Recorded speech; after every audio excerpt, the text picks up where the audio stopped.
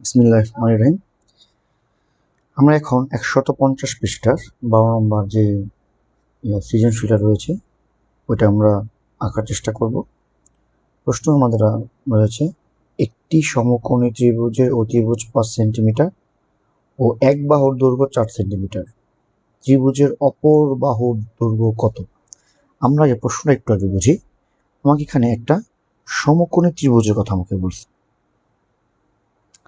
এখন সমকোণ ত্রিভুজের এটা হচ্ছে অতিভুজ, এটার মান দেওয়া আছে 5 সেন্টিমিটার এবং অপর একটি বাহু এটা হতে পারে, এটাও হতে পারে। আমরা ধরলাম অপর বাহুটা হচ্ছে 4 সেন্টিমিটার,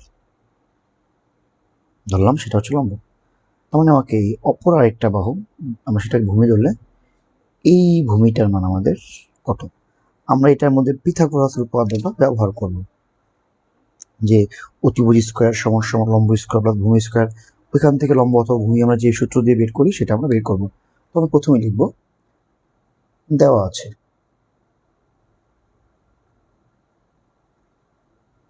কি দেওয়া আছে, অতিভুজ সমান সমান 5 সেন্টিমিটার এবং এক বাহুর দৈর্ঘ্য দেওয়া আছে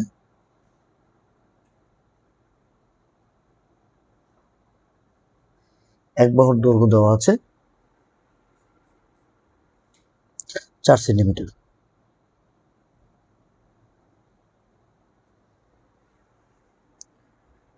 আমাকে এখন রাখতে হবে অপর বাহুর দৈর্ঘ্য কত। সুতরাং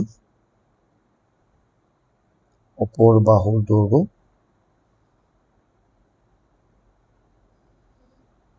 √ অতিভুজ স্কোয়ার মাইনাসে এক বাহুর দৈর্ঘ্য স্কোয়ার। 25 মাইনাসের 16 3 সেন্টিমিটার। এ হচ্ছে আমাদের কয়ের উত্তর। এখন আমরা ক্ষয়ের মধ্যে আসি। আমাদের ক্ষয়ের মধ্যে বলছি যে অতিভুজ এবং এক বাহুর দৈর্ঘ্য দেওয়া আছে, সেই মান নিয়ে আমরা সমকোণ ত্রিভুজটা আমরা আঁকি, অর্থাৎ ত্রিভুজটা আঁকি।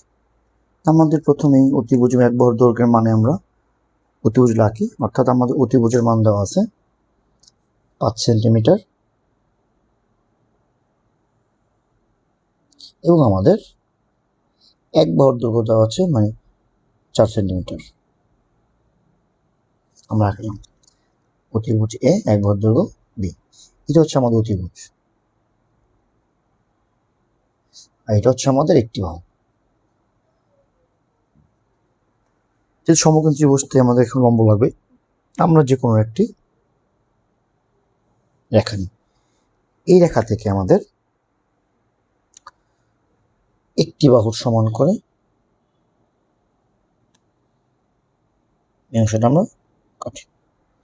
এখন একটা কথা, আমরা কিন্তু আমাদের চিত্রের সময় এই বাহুটা কিন্তু আমরা রাফের সময় লম্ব ধরে নিয়েছি, কিন্তু আমরা কিন্তু এটা বোঝার জন্য বলেছি যে এটা লম্ব হতে পারে, ভূমি হতে পারে। আমি এখানে এটাকে ভূমি ধরলাম, কেমন সমস্যা না। আমি এখন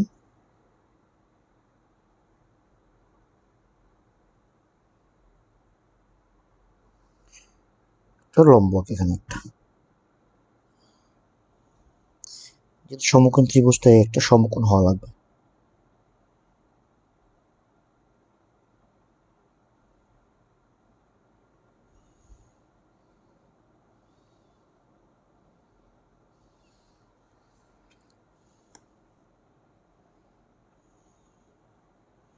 ওকে, এখন একটু কাজ করতে হবে আমাদের। আমরা একটু মানগুলো দিতে ভুলে গিয়েছি। এই রেখা, এটা বি রেখা, এটা এ এফ রেখা। এখন আমাদের যে বি সমান করে এবং সমানটি, এখন আমাদের যে অতিভুজের মান, সেই অতিভুজের সমান করে আমরা এইখান থেকে অতিভুজ এইভাবে আঁকা হয়, এই অতিভুজ অংশ আমরা কাটলাম, এইখান থেকে অতিভুজের মানটা নিব আমরা, এখান থেকে মান আমরা নিলাম। তারপর আমরা স্কেল দিয়ে যোগ করে দিলাম।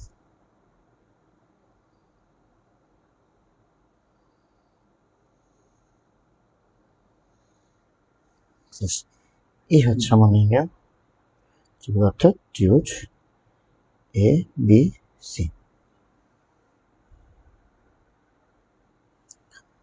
আমরা এখন দেখব দৈর্ঘ্য অর্থাৎ ত্রিভুজটির পরিসীমার সমান পরিসীমা বিশিষ্ট একটি বর্গ অঙ্কন করব। এখন আমাকে বুঝতে হবে আমি যে ত্রিভুজটা ক্ষয়ের মধ্যে এঁকেছি সেটার পরিসীমা ছিল কত। তো আমরা প্রথম সেটা আগে লিখব যে খ হতে পাই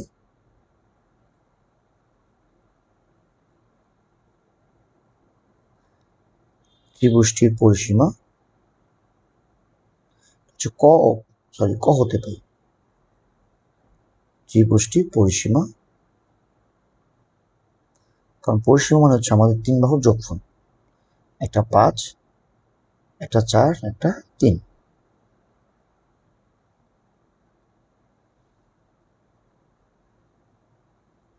5 সেন্টিমিটার। আমরা এখন 12 সেন্টিমিটার একটা পরিসীমা আঁকবো এবং এই পরিসীমা ব্যবহার করে আমরা একটা বর্গ আঁকবো। আমরা প্রথম 12 সেন্টিমিটার একটা রেখা আঁকি।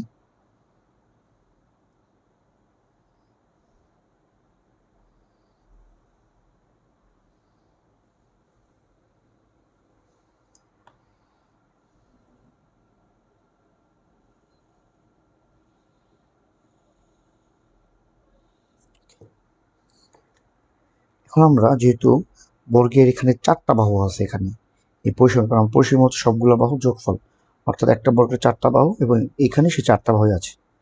আমরা প্রথমে এই বাহুটাকে তাহলে 4 ভাগ করি। প্রথম আমরা এই বাহুটাকে পরিসীমা হচ্ছে পি 4টা ভাগ করি।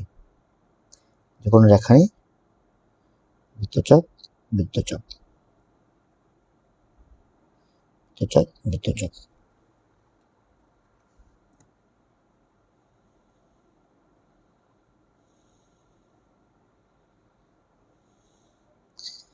এই হচ্ছে অর্ধেক। এখন আবার এই অংশকে আমি আবার অর্ধেক করব।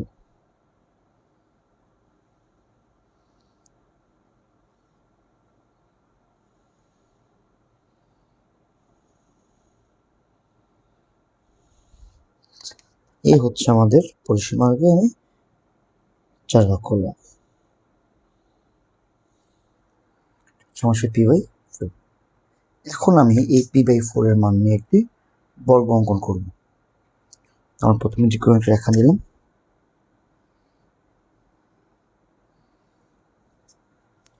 এ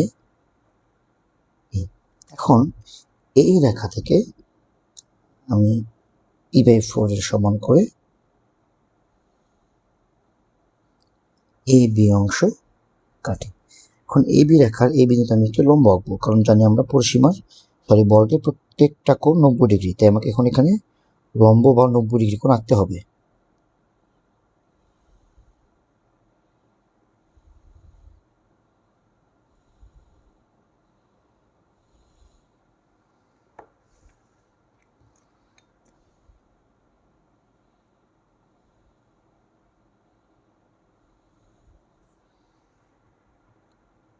AF রেখা আঁকি।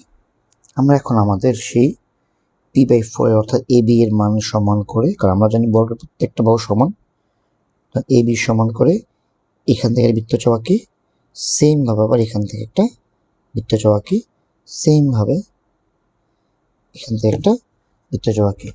বৃত্তচাপ দুটা পরস্পর এখানে সি বিন্দুতে ছেদ করছে আর এখানে আমাদের ডি অংশ কাটি।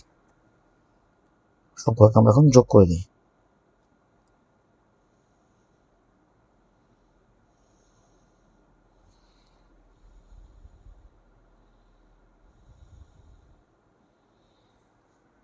এই হচ্ছে আমাদের ABCD হচ্ছে আমাদের সেই কাঙ্ক্ষিত বর্গ।